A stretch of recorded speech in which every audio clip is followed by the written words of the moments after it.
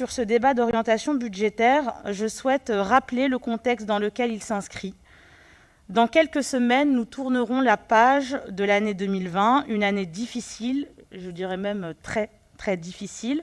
Est-ce qu'il est nécessaire de rappeler les événements, le Covid, le confinement, l'arrêt des services publics pendant 2 mois, la scolarité à la maison, le déconfinement, les conséquences de cette crise sanitaire qui s'est transformée en crise économique, en crise sociale, et le reconfinement à nouveau, et nous y sommes. Nous vivons donc depuis 9 mois une crise sanitaire, économique, sociale. Je crois que dans cette présentation, ce débat, justement, vous occultez complètement cette dimension. Nous avons pourtant un constat grave. Ces données démontrent la gravité de la situation. 40% des ménages précaires sont dans l'incapacité de couvrir leurs dépenses alimentaires. 300 000 personnes sont aujourd'hui sans domicile fixe en France. 10 millions de pauvres aujourd'hui en France. 15% des habitants de notre ville qui vivent sous le seuil de pauvreté. Et il n'y a qu'à habiter certains quartiers de la ville pour constater notamment la file d'attente le jeudi après-midi devant le Secours populaire qui dénote très largement des difficultés rencontrées par de plus en plus de familles, y compris tout près de chez nous. Il y a urgence, une urgence dont vous semblez ignorer l'existence si, excusez-moi, vous tenez compte de cette crise sanitaire dans l'impact sur les recettes de la commune. Nous vous sentons obsédés par la dimension comptable et vous en arrivez carrément à oublier celles et ceux à qui nos politiques publiques s'adressent. En effet, cette crise sanitaire a créé de l'instabilité, c'est vrai. Je prends pour exemple les recettes de la restauration scolaire avec la fermeture des cantines qui a fait économiser 100 000 € à la ville. Cette recette aurait pu être, par exemple, reversée aux familles en fonction de leur quotient familial. Nous l'avions en temps voulu proposé. Cela aurait pu être une première réponse à la crise sociale qu'ont vécue les familles lors du premier confinement. Oui, la ville a été présente lors de cette crise pour l'achat de masques et nous avons d'ailleurs également participé à la distribution à vos côtés. Oui, la ville a été présente pour l'achat de masques pour le deuxième confinement pour les élèves aussi. Mais je crois que cela ne suffit pas. Vous semblez malheureusement ignorer les 18-25 ans qui sont aujourd'hui les grandes victimes de cette crise sociale. Les associations de solidarité, les ONG, le scandaient encore jusqu'aujourd'hui sur les ondes.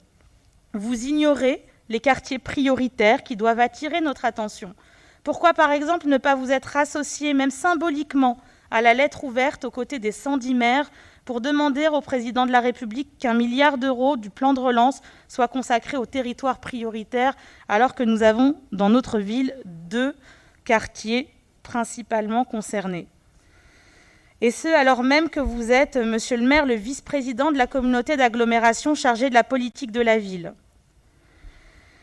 C'est regrettable car la situation actuelle nous démontre une fois de plus la nécessité de répondre à l'urgence sociale dans plusieurs quartiers de notre ville. Ces quartiers où beaucoup d'habitants se sentent laissés à l'abandon. Avec ces orientations, vous pourriez répondre à ces urgences dont nous avons toutes et tous connaissance à Massy. Au sein des services municipaux, je pense notamment aux services périscolaires, il n'est plus à démontrer que les services tournent en permanence en sous-effectif. Le premier pas franchi, qui consiste à réévaluer les conditions salariales des animateurs, était nécessaire. Il a été franchi au dernier conseil municipal. Il est aujourd'hui indispensable de réévaluer ce montant pour favoriser l'attractivité du métier d'animateur. Vous dites faire de l'éducation votre priorité, mais les familles subissent depuis plusieurs années le manque d'effectifs d'animateurs, le manque aussi de moyens pour les clubs coup de pouce, pour la réussite éducative. Dois-je vous rappeler que le contexte de crise sociale et de rupture de la scolarité au printemps 2020 a déjà un impact considérable sur cette génération et de lourdes conséquences si nous n'agissons pas concrètement. Je pense également au secteur culturel, dont nous avons coutume de saluer l'action ici à Massy,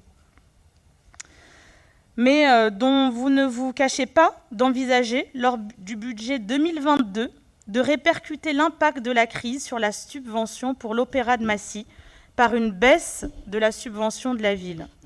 Un opéra pourtant unique, le seul opéra de banlieue et la fierté pour notre territoire d'avoir une offre culturelle au cœur d'un quartier.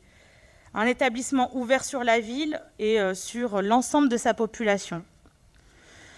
Vos choix budgétaires depuis plusieurs années se poursuivent pour 2021 et vous le savez, nous y sommes opposés. La bétonisation du quartier de Villegénis, la destruction des logements sociaux, 90 logements sociaux au 1-3 rue de Montpellier, la bétonisation du quartier de Massy-Opéra dans sa globalité qui ne correspond malheureusement pas aux besoins de logement des habitants de Massy qui sont de plus en plus nombreux à être mal logés.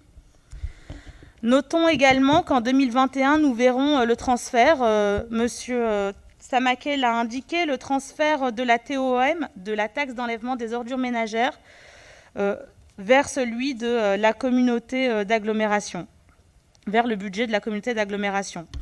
Cette recette sera transférée à la communauté d'agglomération Paris-Saclay, qui sera donc compétente en matière de ramassage des ordures ménagères, sauf qu'elle bénéficiera d'1 million supplémentaire par rapport au coût de fonctionnement du ramassage des ordures ménagères chez les Massicois.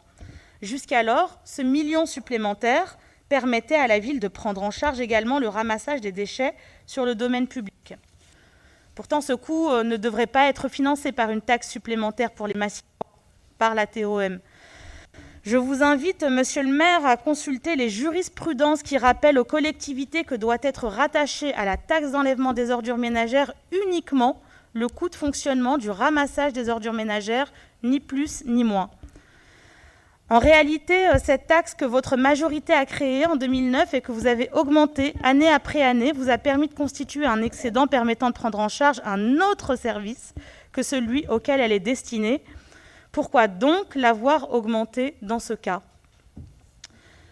Sur la transition écologique, nous sommes rassurés. Vous avez pris conscience de l'urgence de la transition écologique. Il est important d'agir, vous avez bien raison. Je laisserai mon collègue Roger Delnegro revenir sur ce grand défi du XXIe siècle. Je veux de plusieurs services publics, dont les écoles, sont arrivés bien après les premiers habitants au sein du quartier Atlantis. Je crois qu'il était temps d'en prendre conscience. Nous pouvons donc le dire, vous ne prenez pas, selon nous, suffisamment en compte cette crise sanitaire, la crise sociale, la crise écologique que nous traversons.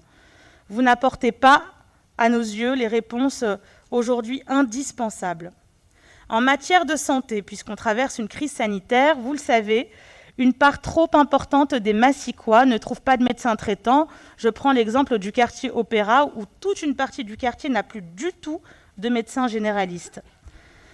Les médecins partent à la retraite sans trouver de remplaçants. Les hôpitaux publics de Juvisy, Longjumeau, Orsay sont menacés de fermeture. Il est temps d'agir. Nous proposons depuis de nombreuses années d'établir un diagnostic territorial de santé. Nous demandons aussi la création urgente d'un centre municipal de santé. Nous avons besoin à Massy, mes chers collègues, de médecins généralistes et de spécialistes dont certains n'existent même plus dans notre territoire. Un centre municipal de santé qui applique donc le tiers payant et permette à tous un égal accès aux soins. Ça existe et plusieurs villes autour de nous le développent. C'est l'exact opposé de ce que vous proposez avec votre maison médicale, qui n'est rien de plus qu'un projet immobilier avec un local que vous louez à des médecins libéraux sans aucun ancrage dans un projet territorial de santé, ni même la moindre condition sur les tarifs appliqués. Pourtant, trop de nos concitoyens n'ont pas recours à un service de santé en raison de son coût. L'année 2021 sera également marquée par l'abandon de la prévention spécialisée à Massy. Nous y reviendrons tout à l'heure puisqu'une délibération y est dédiée. Nous sommes également face à une urgence démocratique et j'en finirai par là. Je ne vais pas revenir sur le résultat des élections municipales qui pose le constat d'un conseil municipal dont nous, élus par très peu de Massicois, ce qui n'est pas satisfaisant et cette situation est généralisée, si j'ose dire. Mais j'insiste sur le fait que cette abstention écrasante nous oblige pendant ce mandat.